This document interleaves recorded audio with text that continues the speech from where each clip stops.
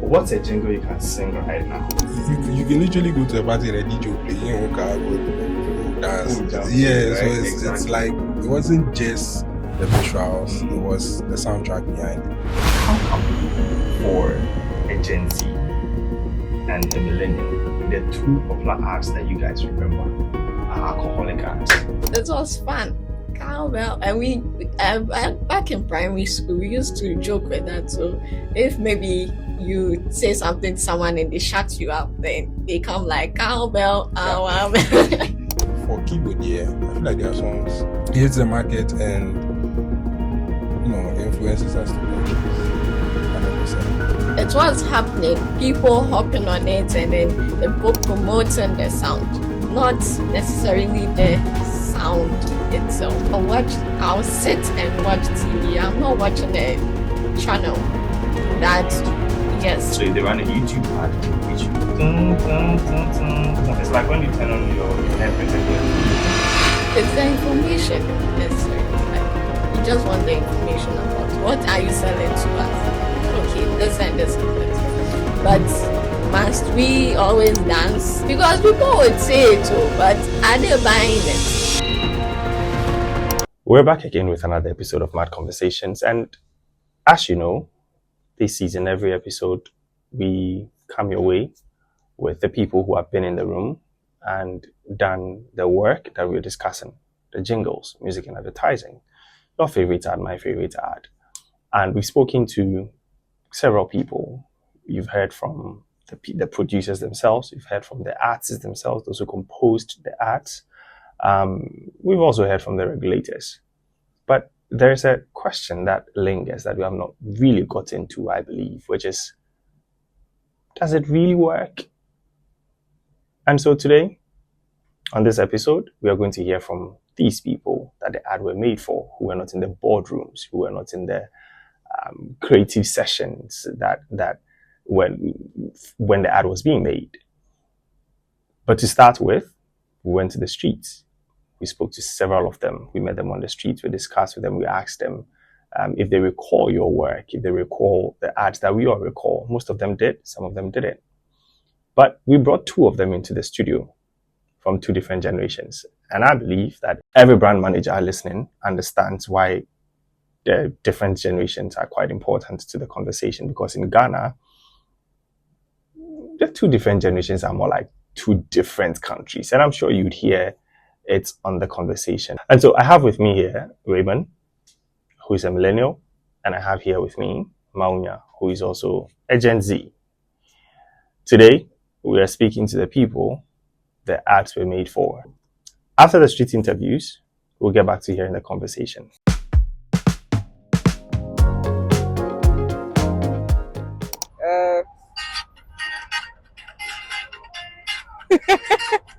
You can recognize that. Okay, let's try another ad. Okay. Mommy loves that. Oh, okay, yeah. What ad is that? I don't know if it's a washing powder or. Oh yeah, it is a washing bar. Yeah. Okay. What ad is it? Jingle. Okay, yeah, you got it. Okay. You remember this advert? Yes, I remember What ad that. is it? And the Adunku Oh, ad. Okay. That's nice. Anyways. Yeah. Okay, so you know it, right? No, Okay, so you know. Okay. So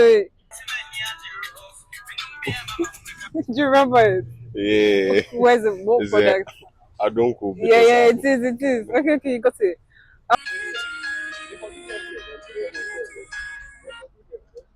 Jingle. Yeah. Okay.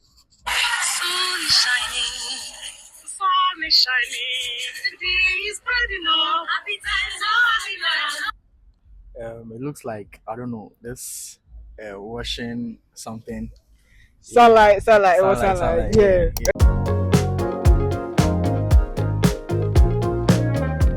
Mixi choco. The mixy choco. Yeah, that mixi choco. Yeah. They actually made me try it, but I hated it. But like, I You tried tried it it because of the ad. Okay. basically. So Oh yes, I have, but maybe I can't remember. what you bought, but then Yes, Okay. but I remember an ad that I saw and I recommended it to my dad. Oh, because you saw the ad of it. Yes. Okay. From Granny to me, from me Yeah, to my. yeah. I think it's ideal. Yeah. Okay. That's nice. Yeah. What did you buy? The biscuit. The peg biscuit. Yeah, when it came out the first time. Yeah. Okay. Can't really tell. You can't remember. I mean, buying something, I buy it because of the value, not because of what you heard. Yeah, what I heard or what it will help me. So maybe I'm going to cook food, and I think will help me. Yeah, there you go. Let's get it. I don't really mind whether there is something there. Anyways, the Indomie ad. Yeah. Okay. Did you buy Indomie because of that ad?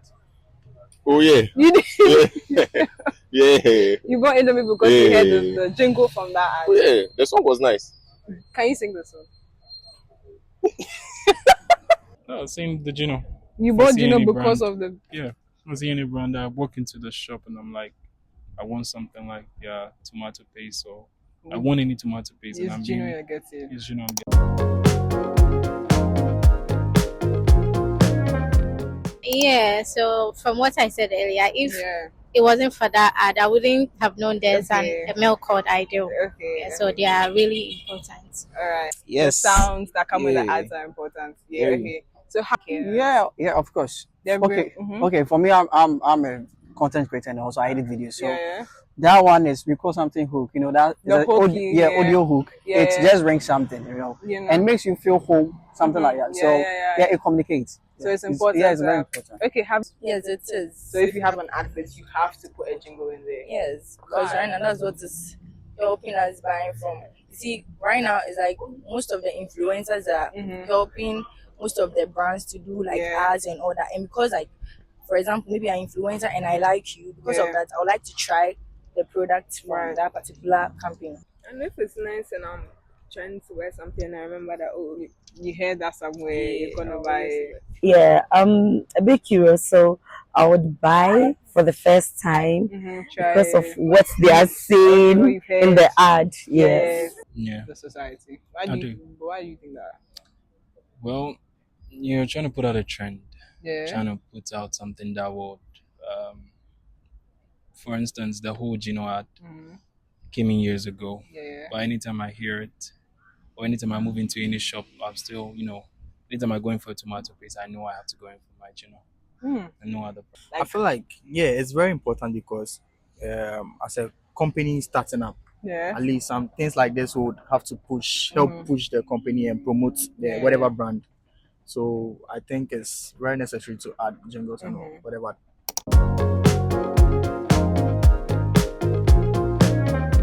Okay, so I think childhood, sunlight, that's something about sunlight. Alright, Yeah. you're a child. Okay, says cargo gym beaters, Charlotte, that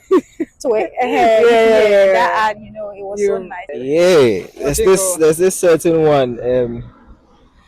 I go 5100. We dey wash. It reminds you of your father. What is coming in my head is like this beaters.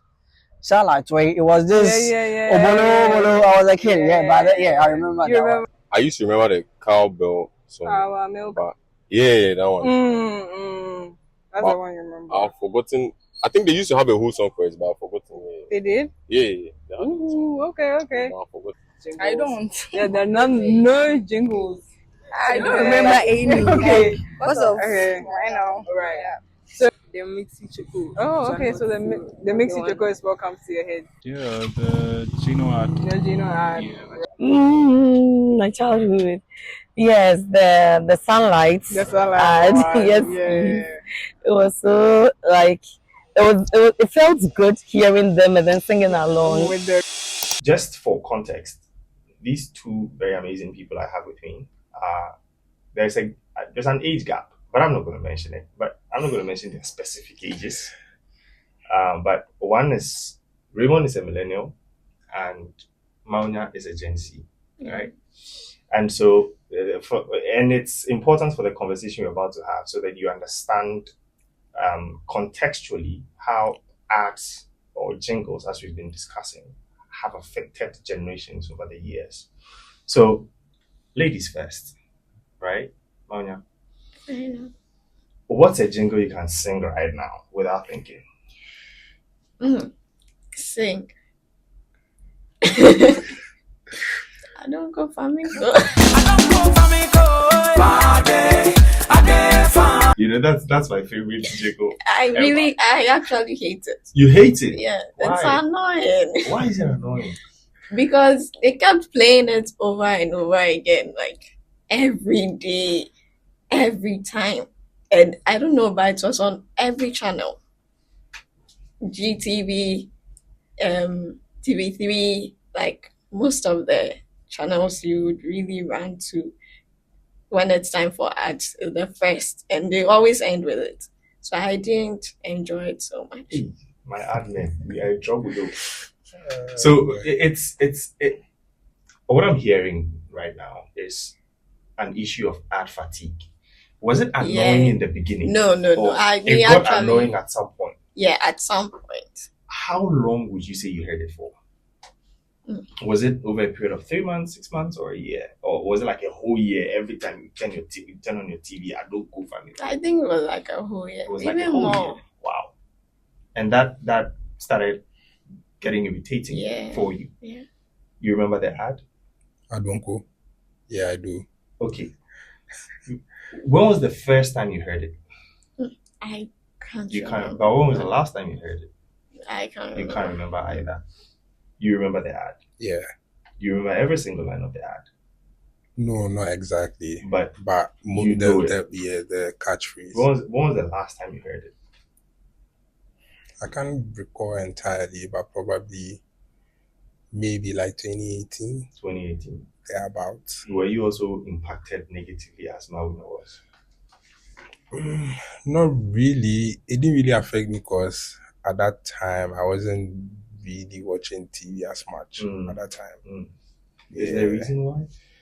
I mean, steady school, that type of thing. So, I didn't really have the luxury of consistently watching TV to see the ad. So that I feel is the reason why, or probably I didn't really hear it as much as compared to her. Pretty much. I see. So back the same question to you. What jingle can you sing right now without thinking? Please don't sing that Don't Go On. No, not that Don't Go On. I really loved this ad, the Cargo Jingle ad. I loved it so much.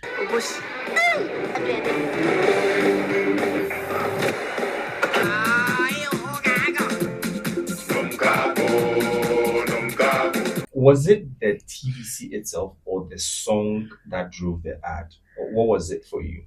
I feel like hearing the narrative you're giving now, it's more about the visual, not the sound.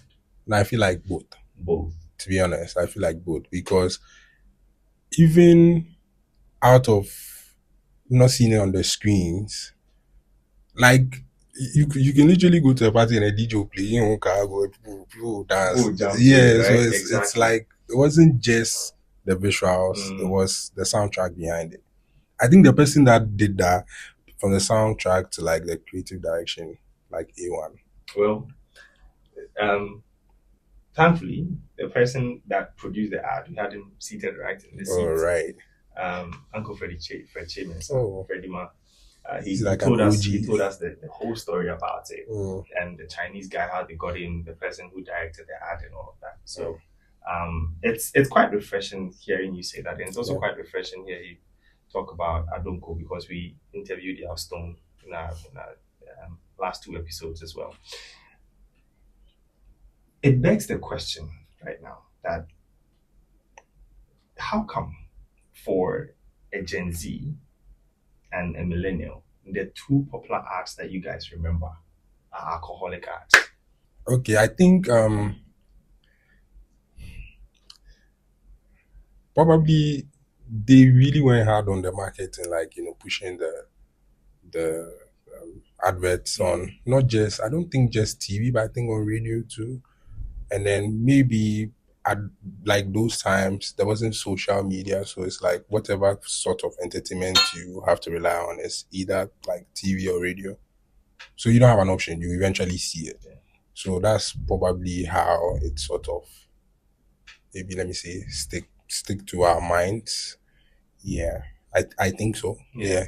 Because, and I'm saying this because you are, for your age, and I don't want to put your age out there, but for your age, you were pretty young when you heard the Adonko song, right? Yeah. You were probably a teenager when you heard the Adonko song. No. You weren't even a teenager.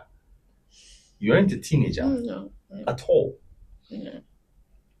So you heard it every time on TV for a very long time, over a year, and even now it's imprinted. Yeah.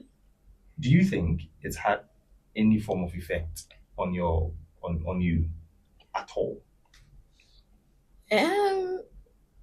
I would say it had an effect. What effect is that? Apart from it irritating you, what effect? When you see the product, you're like, oh yeah, then you start singing the song at some point. Or sometimes when you see the ad, you see when it came first, it brought this energy. And mostly watch it when it's time for news. And we all felt like bored and all that. So when they start playing it, like excited, at least you'd enjoy just that part before they move back to the news. But when they got to a time, I think it became irritating. You are, I don't want to speak too much to what the Adonko brand is and what the narrative they're trying to push with the ad. But you are an adult, you are a male adult. Would you say that you have been influenced in any way by Cargo Jimbites or Adonko ad to purchase the brands or even recommend it? Because I know maybe your mom will be watching this, so you don't want to know that you give alcohol. So have you thought of recommending it to anybody, or has it come up in conversation? Oh, try this, Charlie, I hear the ad, try out. Or have you tried it yourself? I would want to know if you've tried it yourself. Okay, personally, I've actually not tried Cargo Gym Bitters because I think Cargo Gym Bitters, the time it came, I was not I wasn't old enough. And then I don't go to it's like bitters, so you don't take bitters. Yeah. So I've personally not tried both products, but what I can remember very well was like looking at that point in time of my life, looking at the adults in my life, I think they were influenced by the ad because I think they introduced some sachet. The total pack, that's what they call it. And I feel like definitely the ads sort of pushed like the product to the audience. Yeah, because then people, it comes to light, and then people were like, hey, mame mepe adonko. Like when they go somewhere, they're like, I want adonko. Or forgotten what there was, I think alomo. Yeah, I think people too used to say, oh, mepe alomo. It was very popular at chobas, like when you're going to eat, so like alomo. Yeah, so I think definitely the ads sort of influence the audience to purchase. So yeah, they pretty much did a good job. Okay, when we were growing up, there was a very popular ad. You don't drink bitters, but the way you said I don't drink bitters, I suppose you do take alcohol. Oh, occasionally. Occasionally, yeah. Good. So I'm going to push it a little bit, if you don't mind. So when we were growing up, there was a popular alcoholic ad. I think Kwame Sefakan was in that ad also. But everybody getting a thing that beer, and money club. Do you remember that? Do you remember that? Yeah. Do you take club beer? No. You don't take club beer? No. Raymond, in something I don't know. Oh, I enjoy wine. Raymond. Different types and varieties. Raymond is oral farming. Raymond. Yeah. So you don't take club at all? Not once. Oh, I have a few times. Yeah, but would you say that it's what took you there? What pushed you to choose? Because when it comes to beer beverages, there's club beer, there's star beer, and I think those are the two longest beers that we've known in this country. Why club beer?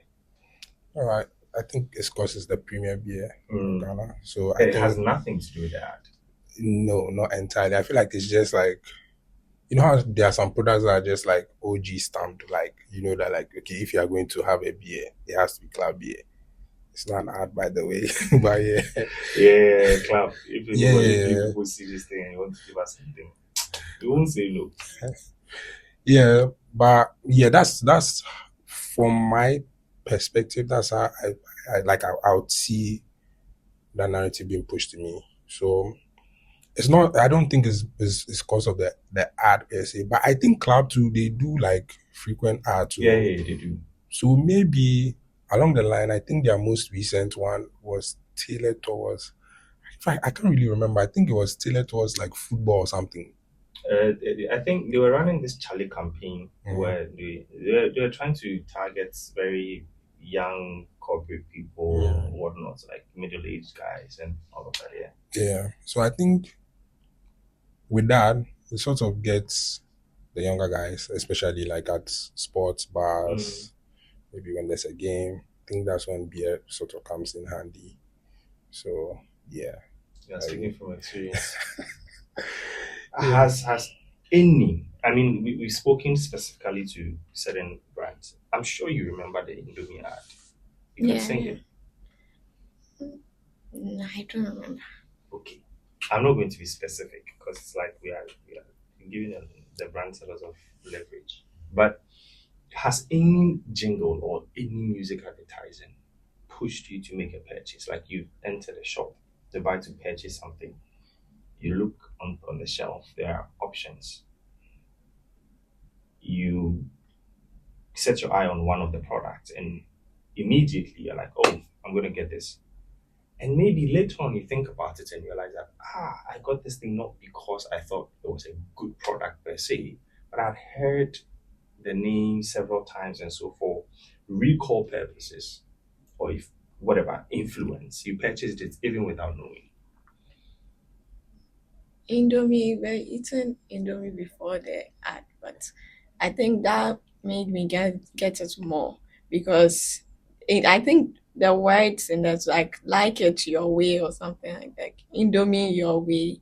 So more like when you're cooking it, you don't really need specific ways of doing it. So you just do it however you want. And I remember I used to cook it my way. So when I cook and it's not nice, then I would say I like it like that way. So for you it's Indomie, but it's not necessarily because of the yeah, and I think cowbell too. Yeah. Which one? Which cowbell? Is it a cowbell? Our milk, yes. You tell me about that. You purchased it because of the song. Yeah, it was fun. Cowbell, and we back in primary school we used to joke with that. So if maybe you say something to someone and they shut you up, then they come like cowbell, our milk. So like sometimes you buy it just to tease someone like cowbell, our milk. Oh, yeah. So I see. I didn't know that.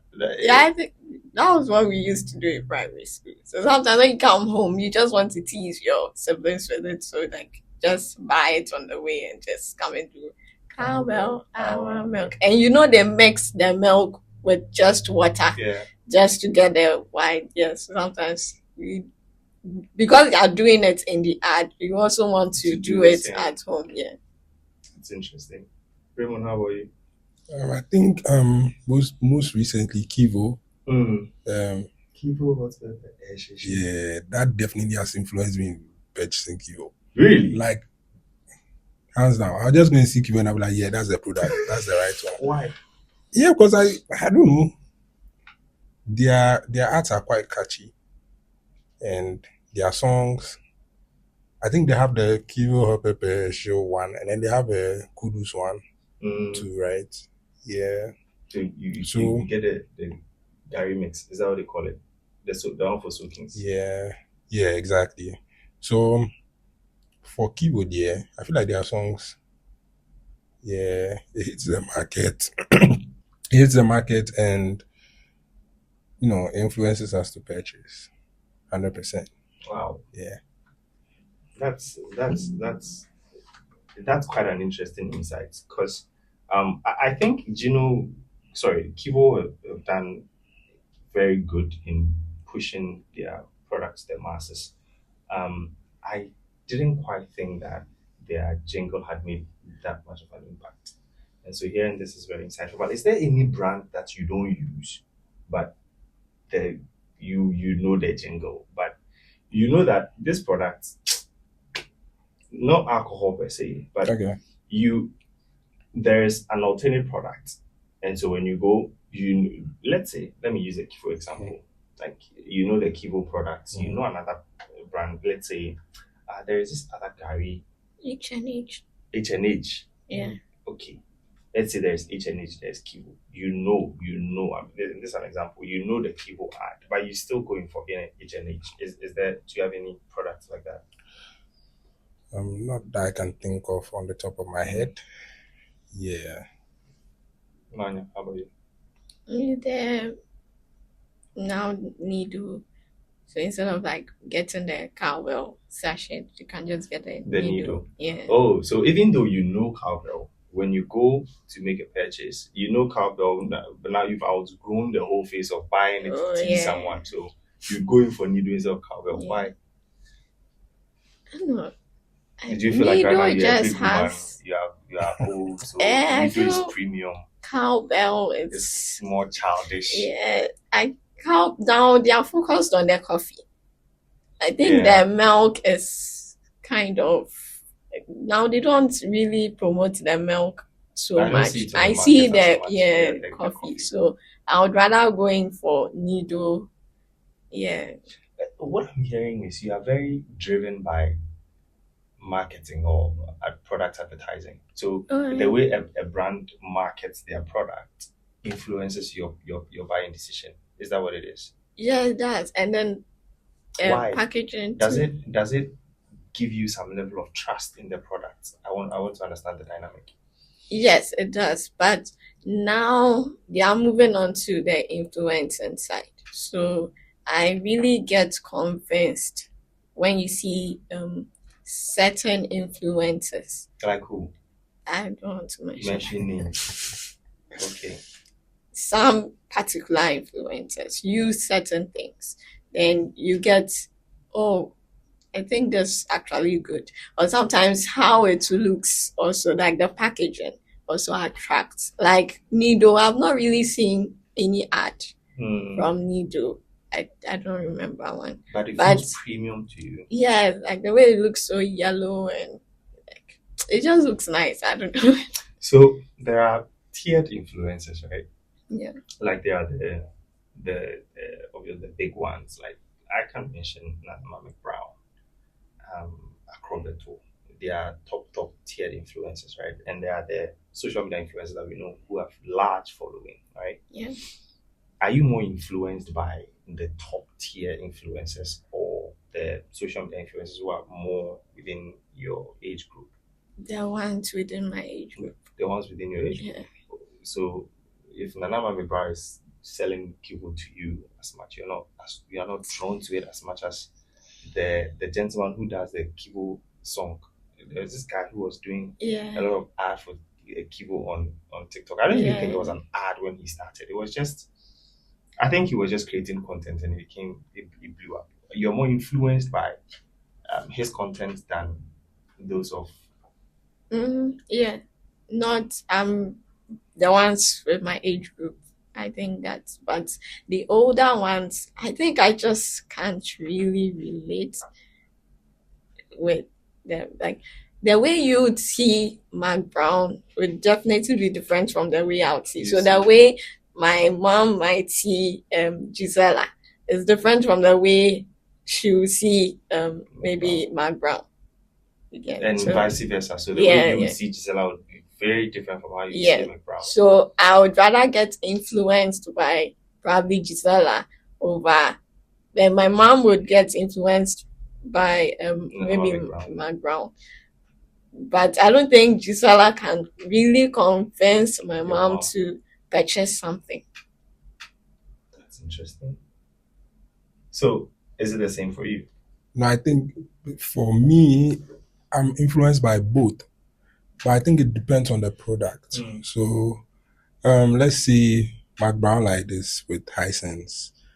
Yeah, if I see Mark Brown doing like a Hisense ad, I feel like, oh yeah, premium stuff. So I need to get like a Hisense product. But at the same time, I'll see the Kivo guy, the Tubashishi guy, or the guy that does the Belcola, the guy. There's another guy. Yeah, there's a guy that does like a Belcola ad on TikTok, or the Calipo guy, the guy that's now you do me Cali, yeah. So I'll be influenced by both. It won't just be top tier influencers and then maybe those that are sort of age bracket wise, but it depends on the product and what type of influencer is hitting so at the that point. differentiator is the product. Yes. And you are associating high-end, more expensive, not high-end, let's say, well, let's just say high-end, more expensive product to an older generation influencer or ambassador. Yeah. Is it because the cost involved is higher when it comes to a product like Hisense, a TV or a fridge? And so you want someone who actually understands the cost of it to tell you that this is good to purchase than spending 5 CDs on, say, a sachet of needle. Is that what it is? I think that yes and no. So yes being that the OG influencer, right? I feel like the marketing departments of the products themselves, they sort of do their research and figure out that, okay, this product will appeal more to a certain target audience. So they look for like an influencer that would reach that target audience, right? So for example, I don't know if you remember do you remember the Deluxe paint ad? Every paint, yeah, pretty much. I don't think if like a younger generation influencer did that ad, it will sell as much. Yeah, because that's what I'm trying to say. I'm trying to say the marketing departments, I feel like they look for someone that will appeal to a certain target audience. But for you specifically, I want to understand why. Well, as for the marketers, I've sat in those rooms and I understand how some of those dynamics go about. But I want to understand from your perspective, especially, why does McBrown selling a product like Hisense, which might cost probably 7,000, 20,000 or so to you, gives you more comfort and more credibility, right? In being influenced by, rather than, because you had said earlier, I'm asking this question based on what you had said. You had said earlier that because it depends on the product, the differentiator for you is the product. So if McBrown is selling Hisense and the Tubashishi guy is selling, you don't mind. But if we flip it around, you would mind. Yeah. Right? So why is that? Because Mark Brown is associated with bigger brands. So I'll have that trust to be like, okay, what she's selling to me is a good product. As compared to Tubashishi, which you said is like he's doing content into Efa and Alpha. Like it's not really like tailored towards necessarily the product. I feel like it's also for their gain. I don't know if it makes sense, but yeah. So when you say their gain, what do you mean? Because I mean I don't want to use the like some words like maybe up and coming. No, everybody is doing their own thing, but I think that they are not on the level of Mark Brown. They have built a lot more trust. Yes, exactly. So if Mark Brown sells something to me, like that's an ad and is selling something to me, I'll tend to purchase quicker, even if it's relatively expensive, as compared to Bashishi, who I don't think can sell me like a more expensive product.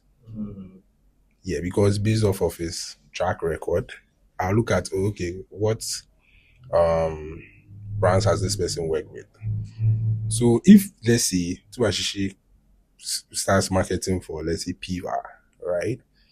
That, okay, can influence me to change, like, from drinking maybe, let's say, Bell Cola to Piva. But if Tubashishi was to just wake up and I'm seeing Tubashishi ads doing, let me see, maybe like a Samsung ad or something, it wouldn't necessarily push me to. No, it wouldn't. But if someone like Mark Brown, Acrobato is doing that ad, I'll be like, oh yeah, oh. Because I feel like these, like Mark Brown, Acrobato, them, it's not just a job for them. It's not just like we are just selling. It's like credibility is on the line. You know, like a lot of, they are OGs and a lot of OGs to watch them. So like an OG wouldn't want to go and purchase something that would sort of end up not being a good product. Raymond, let's unpack this a little bit because you've just said something that has struck a chord. You're saying that if, and apologies, I can't recall the name, so sorry if the Tubashishi is not really your name and you don't appreciate it if you see this, but you're saying that if Tubashishi, right, then air quotes, he wakes up one morning, or you wake up one morning and you see an ad by Tubashishi promoting some song, you're not going to be moved by it because you have known him for promoting a certain type of product. Yeah. Let me ask this question. Samsung is a well-established brand, right? And I believe, in context of what we are discussing right now, the conversation we're having, regardless of who markets the product, as long as they get the messaging right, I don't think the person who is pushing it should be a barrier. I need you to help me unpack it. That's why I'm choosing my words carefully. Okay. So it's not necessarily that the person marketing is going to be a barrier, but let's say Tubashi or younger generation influencers, Let's right? move away from Tubashi. Yeah, let's say yeah. So younger generation influencers who appeal to just a certain type of target audience, like she said. But you are part of that audience because Nanama McBrown, Akrobeto, they are like our parents. Yeah, like they are 30-year plus older than we are, right? These younger guys, like the examples we've given, they are within our age range. I believe that if Mawunya is moving out of her parents' house at any point in her life, and she's done with school and she's setting up, and an influencer like you mentioned, Gisela, I suppose you like her. Yeah. In markets or promotes a product like TV. Recently, I saw one of them. I think both of them were moving into their new big girl apartments and they were getting a couple of things. Some brands actually sponsored. I stand to be corrected, but some brands actually choose, and these are established brands, to give their products them so they can talk about them and say, oh, this brand gave me this. And immediately people like Mawunya who follow them, it's imprinted in their brain. Yeah. So the next time they want to get a TV, if she moves out and she wants to get into, and there's a reason why these people are called influencers. Amabella said nobody should look up to her.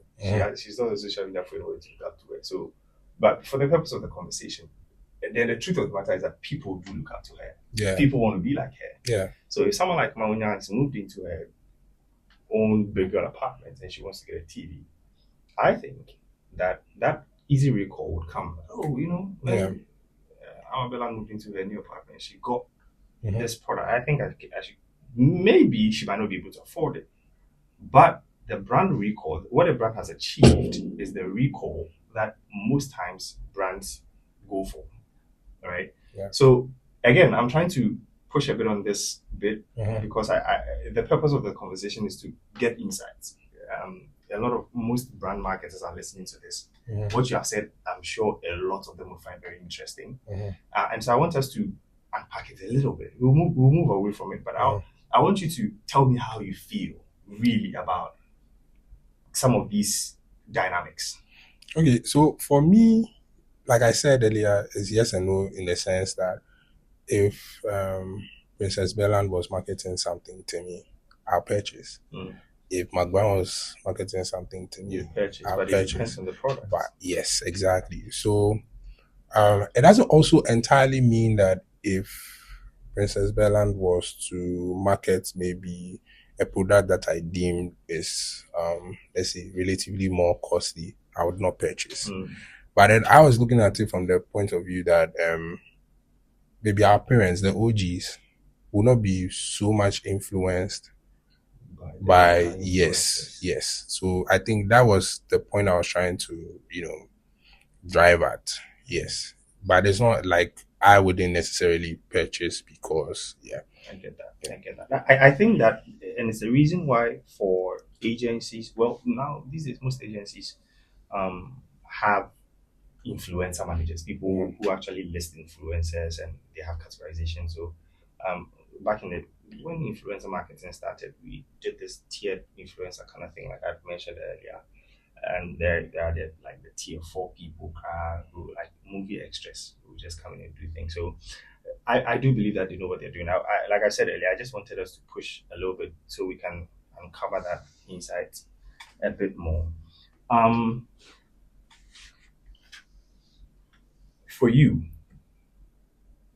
a Gen Z, having heard Cowbell or Milk in your very formative years, and going up to hearing the Indomie ad, I'm sure you heard that when you were a teenager, right?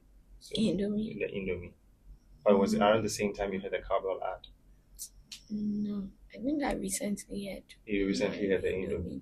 Hey, people are calculating your age. I don't say much, they don't calculate your age.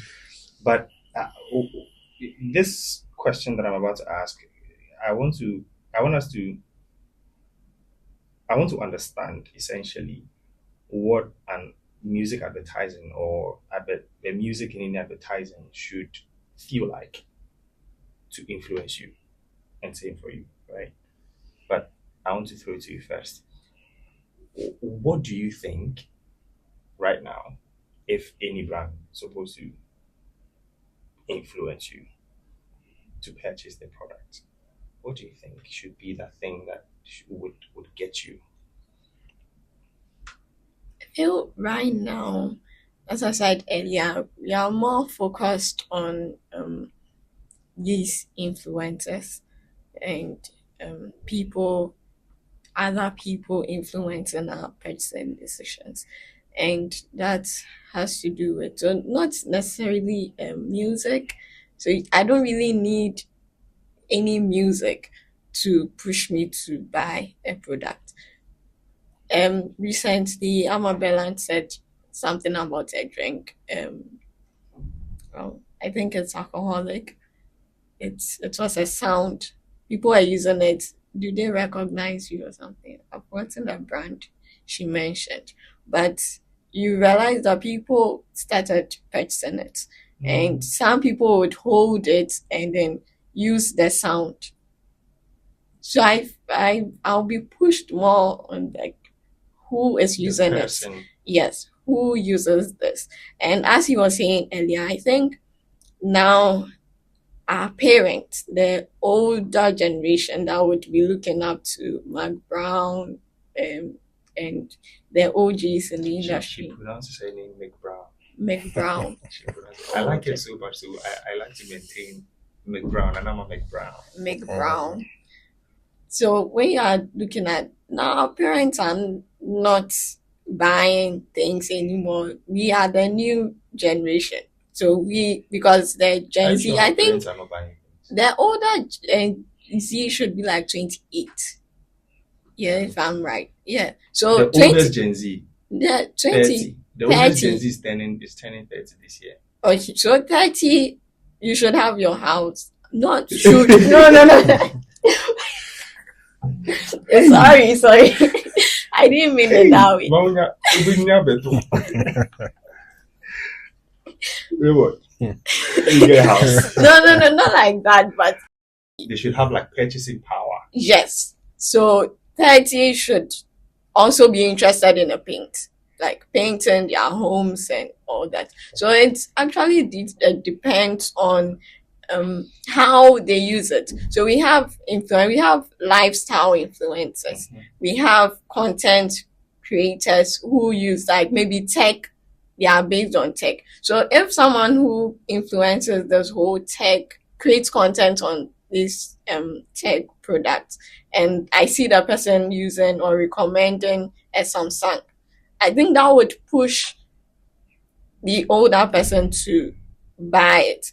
Not maybe the person you are mentioning, Tuba Shishi or something. Yeah, it's he does drinks. He has his own niche. Yeah, exactly. So he can't. I think to get to a point for him to just move and come back to like, okay, now he's doing an ad for Samsung or maybe a TV, telling you to buy a TV, a television or something.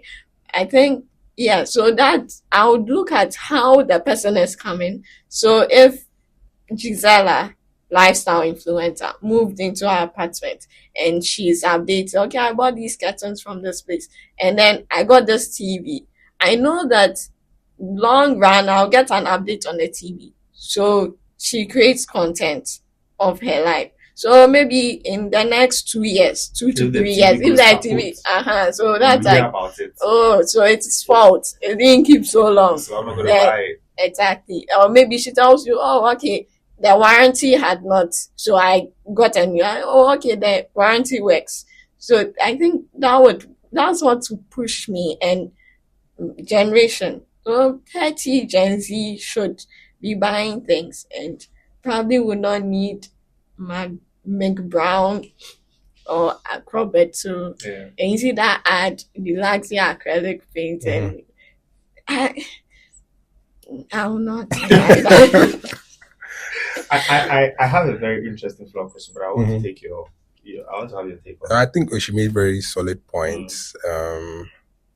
But then I think that even in regards to you saying the older gen, like the very oldest Gen Z should still should be purchasing, right?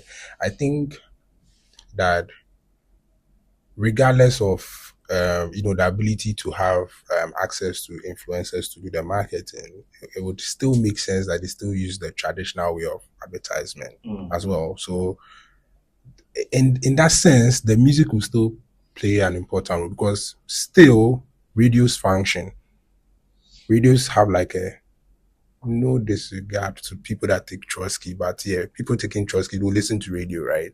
They can still get like their ads in to the radio, which will end up meeting the target in the Trotskys and public transportations. No, they don't play radio stations in Trotro. They play their Bluetooth music. True. Yeah, I wanted you to land, and even with the passengers themselves, everybody gets a car. Their business. Yeah. I wrote an article about it. Some time ago on LinkedIn. Everybody's sitting. They are listening to some podcasts. They are watching some YouTube. They are watching TikTok. Yeah. I used to want to get on public transport back in the days because someone can just say, Mahama, and then the whole there's just commotion because there's a piece of news item that is coming through the radio in the car. And someone's just like, and then it sparks a whole conversation, right? That thing is no more, right? Yeah, but don't forget that the ads I just use radio as an example, but don't forget that now we have YouTube ads, which you'll be forced to watch. Yeah. You will see the Laxi Painting ad. YouTube Premium, Okay, that's true. Yeah, I that's don't true. mind me. Yeah, so if you are not using premium for, let's say, maybe YouTube, I think AudioMac too, they do ads. So one way or the other, you still end up finding the ads out there. They'll find a way to get it to you. I personally think that the fact that there's the power to use the influencers shouldn't necessarily get let the people that market their products forget entirely about the traditional way. So you're saying that you, as a millennial who grew up on traditional marketing and grew up on some of the very great jingles, you are saying that it shouldn't, contrary to what she's saying, it shouldn't, advertisers and brand managers shouldn't entirely do away with it. They should still do the influencing bit, but still keep the interest of some of us. Yes. That brings me to my question. I'm glad you said that, because when she said that, it got me thinking, is this a case of nostalgia? Because sitting here, when she said that, my heart broke. Because, first of all, some of these ads that we're talking about today it was a cultural shaping moment. You remember that ad? Yeah. A number of them, right? We hear them now and we dance to it and they bring memories, and you hear cowbell, look, and you remember some colleague that you teased her, you went to buy. It's great, right? So it shook me a bit, but I also thought about it. She made very solid points. Should we hang on nostalgia and just say that, oh, give us the ads, or it's really about the fact that if you do a really good ad, someone said yesterday at an event that I was at, and I'm going to give him a shout out because it's my guy, Jason Nati. He's a creative director at Storytellers. He said that a great ad is true to culture. And I think that most of these ads that we are talking about today, they were true to culture back in the days. And it's why we are talking about them now. So is it that it's a question of nostalgia? That is why we want to hear, or these ads actually do work? I don't necessarily think it's a question of nostalgia. Because just as she said earlier, the same way new age influencers would say something and it'll stick in mind. It's the same way like a soundbite or a jingle which is being played like as maybe a YouTube ad will still stick in my head. So I don't necessarily think it is just from a place of nostalgia. If they were to do like a super great ad today and it was good and it sells, I think everybody will still remember it. Let me come back to you. I'm going to give you a very perfect example. I'm sure you know Dulcie, right? Yeah. You know her. You know Poyal's pitch. You know about it. Have you heard the new song the behind ad? it? Yeah. You know it's a song. You know, she's one of the biggest. I'm not using new age, and I'm using the word I use because it sounded really nice. Even if I see Gilmore's content on new age, I'm just laughing. But she's one of the biggest influencers right now, right? Her events pulls thousands of people. People literally, she's like, no disrespect, but like she's a Michael Jackson. Like everybody wants to be at the event and see it, right? Kind of thing. You've heard the Poyal's Pitch song. Poyal's Pitch. Or don't you think that because your point was the fact that you don't really think that music really would do anything or should do anything, but brand managers should rather focus on the product and the person promoting the product, right? Rather than music driving it, right? If Dulcie keeps at this jingle, I don't know if she's done it in previous years, but this year's one caught my attention. And I think that if she keeps at it for the next edition and next edition and next edition, years later, when she stops Poyal's pitch and she becomes like a UN ambassador or whatever, it would still be a thing that people attach to her as a person, right? Because Poyal's pitch as a brand would be there. But the song would drive a strong recall, or would be a very big anchor in that kind of recall. So don't you think it would be like a good balance? I'm trying to make a case for Jingles here. So what's the debate? Has it always been music? What else could it be? No. You maybe know? if you read something somewhere, even now Jumia has WhatsApp has a place for ads now. So on the WhatsApp status. yeah, maybe if I see the product there, just maybe a picture, and next video I see this person also using it, I'll say, oh, so this does it. Then I go back and watch. So for you, essentially, it's just straight to the point. No, yeah, like why are you going corners? Come talk direct. Don't pass through the corners. Yeah, because long run you can be doing your song and everything, but people will just be saying it. They are going somewhere to buy a product because this person is using it. I'm sure that would be the case. People are saying and they know their song, they are going about like happy and all, but oh, we saw this person use this product. Okay, I'm buying it. But not because of, or probably Nido has a song, then Cowbell is using influencers. Oh, okay, the studio uses Cowbell. Okay, I'm going to buy Cowbell. Maybe it's nice. Let me try it. Not because, okay, I know the Nido song, I'm dancing to it and all that, but you see me drinking Cowbell. That would also be the case. So probably they can do the balance. You make really strong points, but I can now understand why, as you grew up, and please correct me if I'm wrong, but as you grew up, Cowbell wasn't a thing for you anymore. You moved straight to Nido, even though Nido didn't have any form of recall tied to music, right?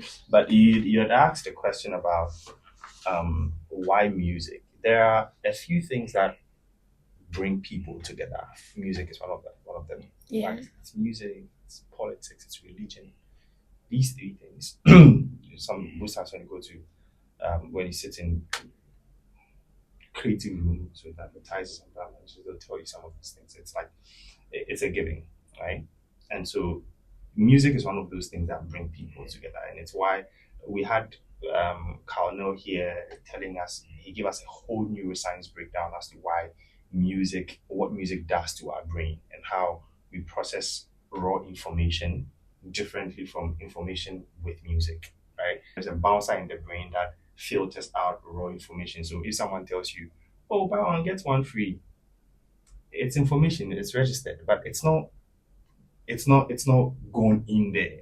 But is it buy one, get one free, buy one, get it your brain automatically gives it a pass, right? So you asked why music, and so I wanted to give you like a bit of summary. And for me, my job here is not to make a case or make a case for and make a case against. I'm trying to very much understand consumer behavior, and you are a perfect example of a consumer that brand managers really need to study and understand your nature to see that, okay, if there is one Mawunya, there are 1,000 more Mawunyas. And so for those 1,000 more Mawunyas, how do we reach them with our product? And if a brand wants me to, if I'm thinking through a creative brief, how do I meet? Because I want Mawunya to buy Cowbell, I don't want her to buy Nido. So even though Mawunya does not own music, and Cowbell is telling me I need music in my brand, in the creative brief, there's music. Use music. How do I make the music such that it meets Mawunya? And I think the summary of it, as Mawunya you've said, is for them to create a fair balance. For you are of the opinion that for you, it is the person selling to you, right? And so maybe brands should find a good balance, using the right person to push the right sound, or to push the sound to you, and then maybe the sound will land with you. Would you say that Dulcie, as an established influencer as she is, and her song pushing her upcoming event, which is the Choreos pitch, gives you that fine balance that you're seeking? I would say yes, no. Okay. But the song is actually a plus, but it's the people using the sound. Okay. Yeah, it's the people. I saw a video where she was giving Amaberland a package, and I think they used the song at the background or something. So it's the song is not really moving me. It's the people that are hopping on it, like the trend, using this dance group DWP created the dance moves. Yeah, so it's what's happening. People hopping on it, and then the people promoting the sound, not necessarily the sound itself. So like the sound is like a Trojan horse of sorts. Like Yeah. you open it and then you hear the sound. You can't ignore the sound. Yeah, just So well, I think that for what we've heard from both sides, both generations, that what we're hearing is it's not just nostalgia for some generation group. It's nostalgia, yeah, but the art actually does work. And for the other generation group, yeah, fine balance. The sound, not really. And I guess my guess is they've had a lot of sounds on TikTok, a lot of sounds on Snapchat, such that it's not really about the sound. It's what you attach to the sound, right, that drives it. The reason why certain sounds are funny on Snapchat is because of how people use it, right? Okay, so we're going to wrap up, but I'm going to segue into my next question. I'm going to piggyback on what you said, which is I think you have made a point, but I'm going to move further slightly because we have spoken, we've interviewed the composers, the artists themselves who compose some of these arts. Right now, you had mentioned that for you it's a good balance if you have that balance. Does the artist who composed the song, for instance, let's say Stonebwoy is your favorite artist, right? Okay. And do keep an open mind. Let's say Stonebwoy is your favorite artist. Would you say that it would land differently if Stonebwoy composed the Royal Speech song? That's the question I'm trying to ask.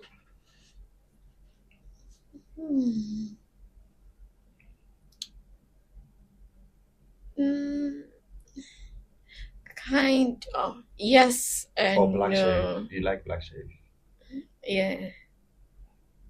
So you'd say that if either of them composed the song, it would impact you slightly different from what it currently is. Yeah. Why? Is there a reason why?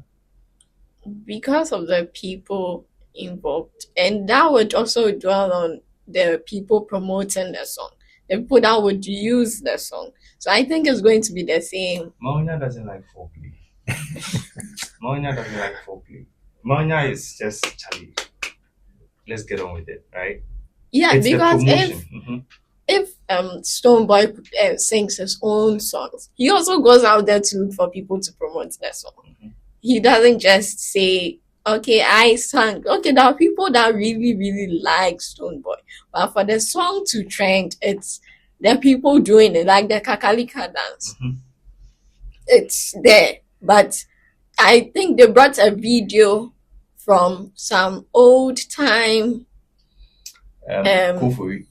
doing the dance. Yeah. And then you see people doing the dance, and that's what is moving people to also do Kakalika.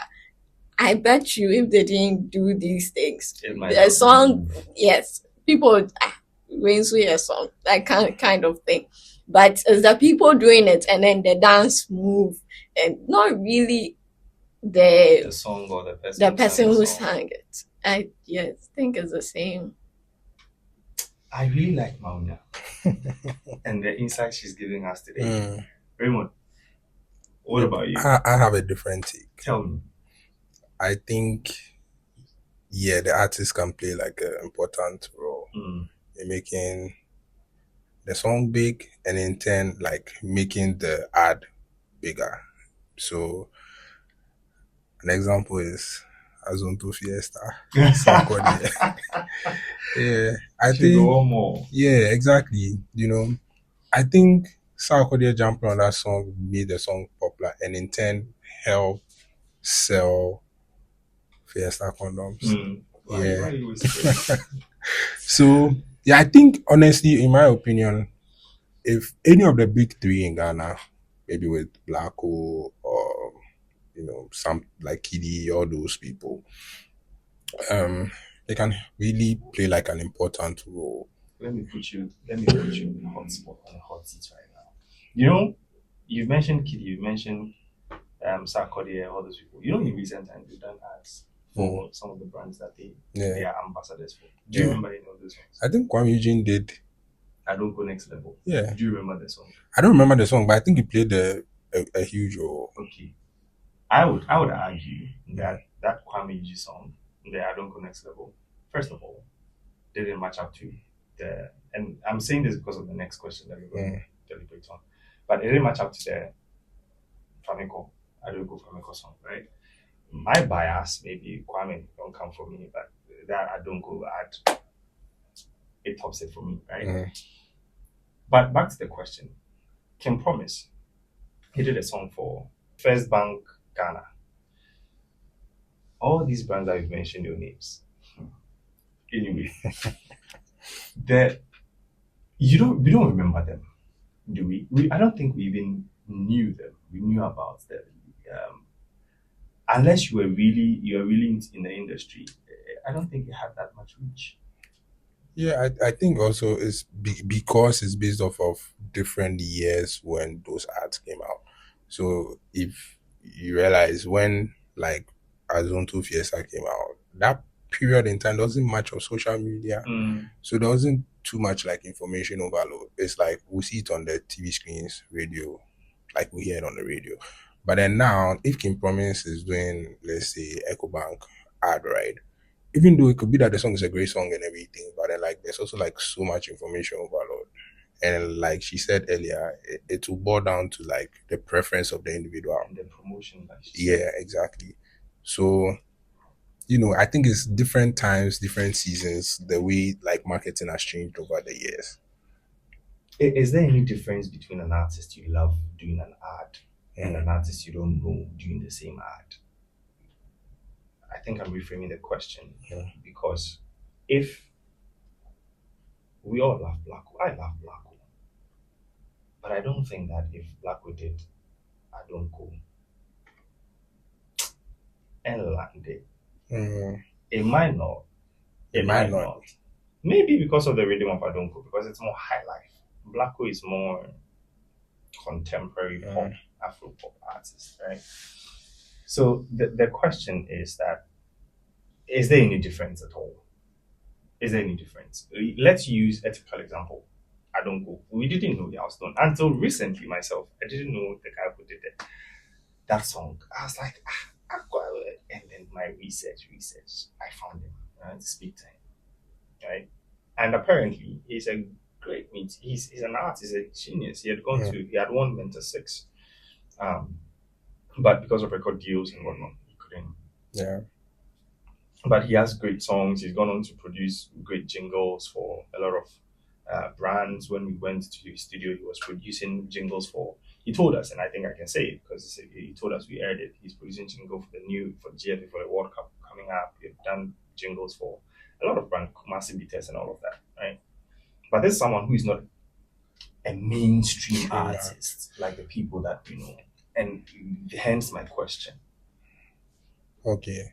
I think you made like a very interesting point there. I didn't even think about it that way initially when I was making my point.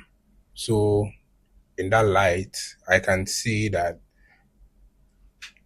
they're not necessarily it having to be like a big artist per se. The person has to be a great artist, like someone that actually knows what they are doing, pretty much. Like, yeah, I think then that would sort of, it has to be a good song overall. Yeah. Like, yeah, I think that's the point I'm trying to drive at. It has to be a good song. And then based off of the other factors being that maybe they'll push the ad very much with the song, would sort of make it popular, or it could be that the artist would sort of make it popular as well. So I think it's two ways. Yeah. But the song definitely has to be a good song. Yeah. And then also from what you said, I think that the dynamics of environment and the times, because back in the days, Azunto Fiesta, once the song has hit the airwaves, that's it. Like the moment you tweet is likely to fit the brand. Yeah. What do you think? Yeah. What was coming to mind was the sound. What's my name? Madam Sankofa. My name. Yeah. So we didn't know who. It was just one lady. Well, I don't really know who brought it first, but someone did it. It was there. Then she hopped on it, and so everybody thought she brought the sound. So they awarded the person who brought it, and then So I don't really think using an artist necessarily sells the product. It's what you are doing with it. Who is hopping on it? What is going on with it? Who are you using? And that if most of these influencers were doing that, what's my name, Madam Sankofa? Yeah, and then everybody hopped on it before we realized, they were talking about the Sankofa spices. And they also used that. So you realize that people would go in. But if you go and pay an artist to go to get a song for you, they are not even going to think about that. Like, you just be hearing the brand name, but you not really know what the product is about. Like, everybody will just hear it and then, okay, it's one of those. Yeah, I think. Mawunya, the things you say really, they are quite interesting and they are thought provoking. Really, thank you for being here. I do appreciate you for being here, and I like perspectives that Raymond has been giving us as well. But we're going to wrap up. And in wrapping up, I don't think you're a big fan of even artists doing songs anyway. But if you found out that the Madam Sankofa person was paid to do that, because you see now it's come off as very organic. Tubashishe, the keyboard thing, it came off very organic. Yeah. Does it change anything for you when you realize that these people were actually paid to do the things that they did? No, really. Well, okay. If we are paid, okay, I'm done buying it. So maybe I've used it. Okay, it's good. And so you keep buying and it. So I'll keep buying. But you see, the mistake most brands are making now, it's always going in for influencers. Even if the person's niche is not aligned with their product. If you do that, it's so obvious to me that she has been paid to do it. So I'll not buy. It's not like the TV. She's using it at home. So I know she really needed a TV before getting it. So if later the TV gets spoiled, I know I'll get an update. But if maybe she doesn't need house or anything, then you come and give her something that so mostly you see that you just talk about it, then you put it aside. Such influencers, I don't really even pay attention to them because whatever the person is promoting, you know that it's so obvious the person has been paid for it. So I would say you are not even using it, so why should I go and buy it?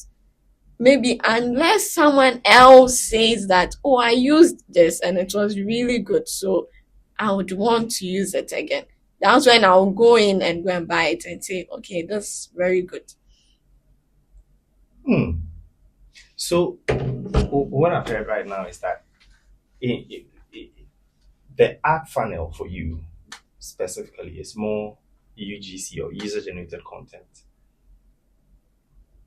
influencer-driven marketing, and then bottom is people who have been paid to do that, like, or people who are established, people like Nick Brown, right? So when I say user generated content, like what we're discussing right now, the Tubashishe, the Madame Sankofa, those somebody was just creating their own thing and it blew up. It went viral and it became a thing, right? It served as an ad to the brand.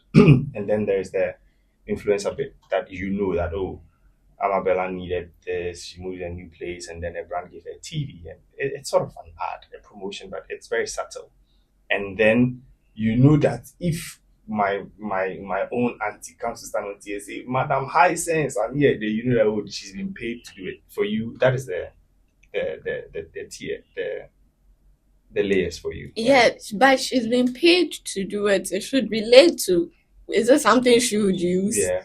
But she uses it in her house. Yes, exactly. That's why you would get it. And you are saying maybe the older generation. So my mom would find it, but I would not really go to someone that's... Wow. Hey, Auntie McBrown. So what about you? Is it the same for you? I agree, like mostly to most of the pointers that she made.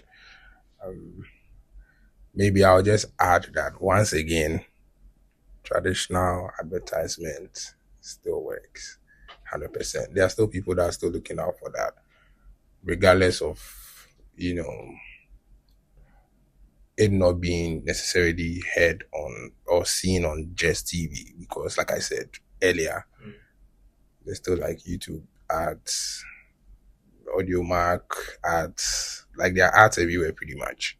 But yeah, unless you pay premium, yeah. So one way or the other, they'll still end up finding their way into like the everyday lives of like the normal Ghanaian. So it will still like sort of serve as a form of influence to sell the product to the people. Yeah. So this would be your last takes, essentially. I want you to... There are people who listen to us who are brand marketers, brand managers, who are marketers, who work in ad agencies, and they are listening to you. They are picking insight from all that you're saying. I'm sure they have quite a number of data, but there's also useful information that corroborates or denies all that they know in their rooms. So I want you to tell them, this is your camera, that is your camera. What a brand would have to do if... So let me give you a clear distinction of how things work. So most times brand use agencies, right, to promote their products for them. So if a brand insists on using, and if agency A says they won't do it, agency B will do it, take the money. So, and I'm setting all these precedents and contexts so that we speak to the issue, which is that if a brand insists to using music, what must they do to actually get your attention? First off, the song has to be a good song. Okay. And what is a good song?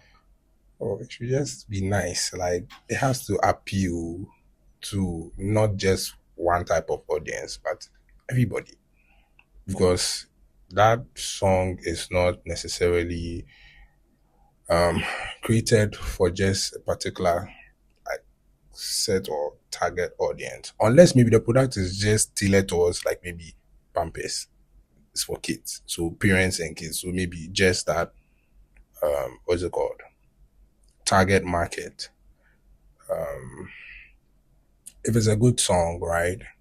I feel that ultimately the song too can do the work for the product by itself, not necessarily just it being pushed, right? And also to like the marketing agencies, right? If they my perspective, you have a good song, you have options. You wouldn't necessarily have to go towards one type of marketing. It sort of gives you like more options. So you can still go ahead and do the influencing, still do the traditional marketing, still do the what else? Maybe the YouTube ads, internet marketing, if that's what we are going to call it. Yes, and you are not going to lose. I don't think you end up losing. You can't lose with that. Yeah, so that's my take. The same question, but for you, I'll give you, before you answer that, I have one question for you. My producer says I should ask you a question, so I'm going to ask you that. Do sound bites work better than jingles? You know, like we spoke about on Snapchat, those sounds and TikTok. Do they work better for you than jingles, like full jingles? Yeah, I think they work better. Why? At the end of the day, you just want the information about the product. So, however you are getting it, I think that works. But it still boils down to how it's being promoted. Now you have it, like Kivo. My parents didn't really get the hype. I'll go out and buy Kivo Gary. And she's like, there's Gary there. I thought you don't like soakings. Like, because when I was going to high school, when you give me Gary, I'll frown. Yeah. So she was shocked that I actually went out to go and buy Gary, to come and do Gary soakings. And I was like, oh, it's nice and all that. Before later, she got like a whole package. She was like, oh, but there's nothing special about this one. And but for you bought it because of the whole hype, and people are using it. Like people you'd watch, and this hype came from social media. And that, I think that was their target, the youth to buy. And so these it's the information necessarily. Like we just want the information about what are you selling to us. Okay, this and this is it. But must we always dance, or must we always like repeat it? Because people would say it too, but are they buying it? That's the point. And like you're singing it, are they buying? I don't go flamingo. Hey, yeah, bread. So who is using it? I don't think this, but if I did, I would have probably bought Adonko because I love that song. But I don't take alcohol, so if I did, I would have been buying that. Well, and I'm sure he doesn't take bitters too, but I'm sure he would have bought it. Or someone would tell you I don't take Gary, but the person is taking Kiwo Gary now. You're not sure? I'm sure. You know someone like that. If the person doesn't take Gary, and the person is just a hypocrite. Yeah, because when we were in school, people said, I don't think I think I might something, whatever. If you have like a medical problem, a medical condition, and that's why you don't take Gary. That one is finer. It's finer. It's not the ground one. Okay, so we hear you on that part, but if a brand insists that they want music to drive, because for them, yesterday a friend of mine was telling me that year on year they've been trying to, and he used to work at an agency. I'm not going to mention names, but he works at an agency, or no more. But every year they try and pitch new ideas to the clients, and it goes back to the same story. But what we did last year, let's do the same thing, right? There are some brands who are stuck. They are 100 years of tradition, and so they are not very open to new ways of doing things. Like you're saying, you've given very brilliant ideas. But if a brand says that, listen, we've been doing this for years, decades, it's worked. We've seen our profit margin increase year on year by 20%. In fact, we want to keep at it. What should you do to get your attention? It's your target audience. So maybe you use their target audience. You use Jingles and you advertise on TVs. I don't remember the last time I watched TV. Okay. And even if I'll sit and watch TV. I'm not watching a channel. That's YouTube. Yes. So if they run a YouTube ad, they'll reach you. You'll reach me. Like Jumia. Now you open YouTube and then their ad and they use, it's a song. Well, I think it's a song. Unfortunately, I haven't used YouTube without premium in a really long time. Okay. Apologies. But, well, I think it's, so Jumia, for instance. That's where you catch me. So that's where I'll do. So if a brand insists that, listen, it's music that I want, you're saying that if they want to push their ad or whatever through music, then they should come to you where you are. Yes, use the right platforms, social media, not just the channels. Now we've moved past. Just note that the generation you are reaching or the people you want to reach have passed TVs and TV3 and G2B and things. Now we are all TikToking, snapping, tweeting. So you are not even Facebooking. No. No. Okay, but you are Facebooking, I don't. Oh, not necessarily Facebooking. But yeah, I'm around. Oh, I don't blame us. My Zuckerberg, that man. Anyway, so thank you all. Thank you both very much. I'm going to to end the conversation. I'm going to run through a couple of ads and tell me if you remember it or not. Some of them we've talked about it, but indulge me. Okay. If you remember this advert. Yeah. I do. There's something about this. There's something about this song. I don't know what it is, but there's something about it. But I'm going to move on. Good song. Is there people in the video too? The action going on in the video. Yeah. But when you hear it without the visuals, it still moves you, doesn't it? Mm-hmm. Because you heard it as it's done. But that's what great ad does. And you see, I quoted Jason, what he said yesterday, that every great ad is true to culture. And you look at it, the song itself has high life rhythm. Mm-hmm. The person in the song, the women in the song, they have this kente thing wrapped around their waist. They are dressed in ways that a lot of people can relate to within our culture, right? And so it also adds up to everything, right? So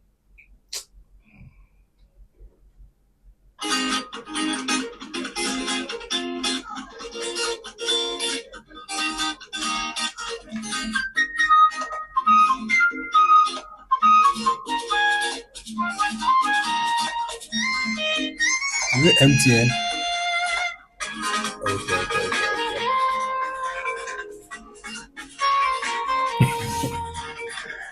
It's your chance and you have to stand tall. Believe in yourself everywhere you go. It's your chance and you have to This was a great ad. Yeah, one of the great. I remember it was playing on Kukuku a lot. You don't remember it? I've never heard it before. Wow. Well, this was when MTN, I think they had rebranded from Space Ariba to also, yeah. MTN. And at the time, Tamini was their ambassador, so he made this for them. So when you call someone, you hear this. It was like a caller tune. Okay, the next one. Printex.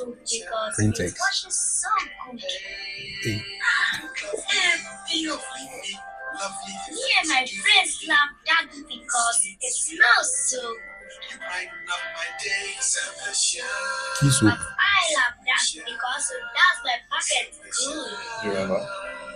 Do you remember? No, I don't. Dark soap. No, I don't. You don't remember? Okay. Move on. Sun is shining. Sun. It's a yellow soup. Sunlight, yeah. You don't remember? Okay, we'll move on to the next one. You see it. Yeah, I remember. What brand is that? Gino. Yeah. I know you remember it. So you see, good song too. And I think this is also one of the most iconic ever. Yeah. But this has grown, has gone beyond being just a jingle to become like a sonic branding kind of thing. So now I think in their recent ads, they use the same sound, but they don't even use the same lyrics. Okay. And when they end the song, it's a dun, dun, dun, dun, dun. It's like when you turn on your Netflix and you're tudum. Okay. You'll be in your room. You hear tudum in the living room. You're like, hey, somebody's coming to watch Netflix, right? Yeah. Anyway, okay.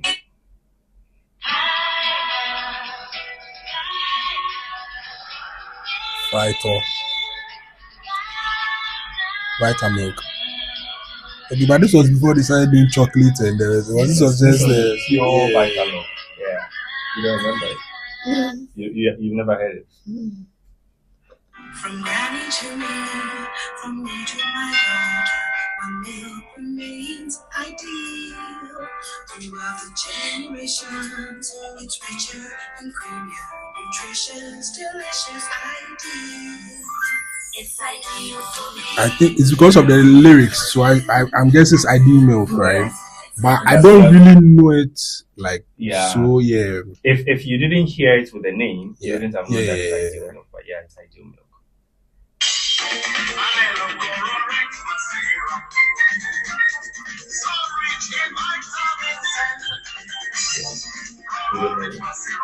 What's that? Orange syrup. This was some coffee mixture. There are some dancer, some very popular. Yes, it was orange.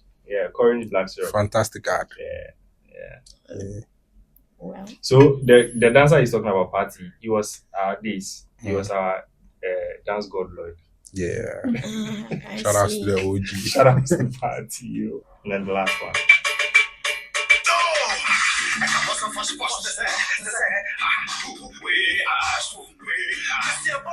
Tic Tac. Ashful. Right. I also had Ashful in it. But you don't know the ad at all. No. Yeah. Well, these are very old ads anyway. These are very old ads, and I think the only one you remember was the Juno one. Yeah. Right. I think at the time we were still coming up. Anyway, this has been very fun episode. It's been very insightful for me, and I do hope that my brand managers and advertisers and marketing friends would find this as insightful as I have also found it. And the insights that we've drawn, we would use it to shape our campaigns, because as we all know, every great campaign is driven by good insights. So I do hope that this good insights drives you and gives you a good campaign. Thank you so much, and we'll see you in the next one. If you made it to this point of the video, I want to say thank you so much, and I hope you did find it insightful. Please do like, comment, share with any of your friends that you think would find this as exciting as you did. And also, please do subscribe to this channel.